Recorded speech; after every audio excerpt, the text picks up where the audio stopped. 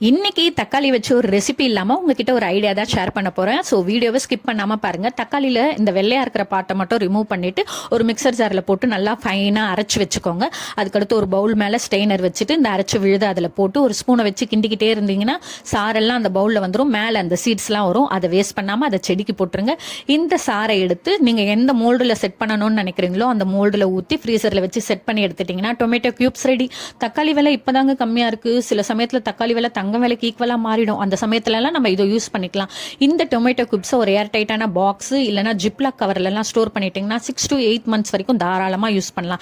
இப்போ இதில் என்ன யூசேஜ்னு பார்த்தீங்கன்னா, நம்ம வெயிலில் நல்லா திரிஞ்சிட்டு வரும்போது வீட்டுக்குள்ளேயே அடுப்பலையில் நிற்கும் போதும் நம்ம நல்லா டேன் ஆகிடுவோம். அந்த சமயத்தில் இந்த க்யூப்ஸில் ஒரு 2 எடுத்து போட்டு ஃபேஸ் ஃபுல்லாக நல்லா அப்ளை பண்ணிவிட்டு கொஞ்ச நேரம் அப்படியே அசந்து தூங்கிட்டு நல்லா ஃபேஸ் வாஷ் பண்ணிங்க அப்படின்னா டேன் எல்லாம் ரிமூவ் ஆகி நல்லா ரெஃப்ரெஷிங் ஆகிடும். ட்ரை பண்ணி பார்த்துட்டு எப்படி இருக்குன்னு எனக்கு மறக்காமல் கமெண்ட் பண்ணுங்கள். அண்ட் இந்த வீடியோ பிடிச்சிருந்துச்சுன்னா லைக் பண்ணுங்கள். Thanks for watching.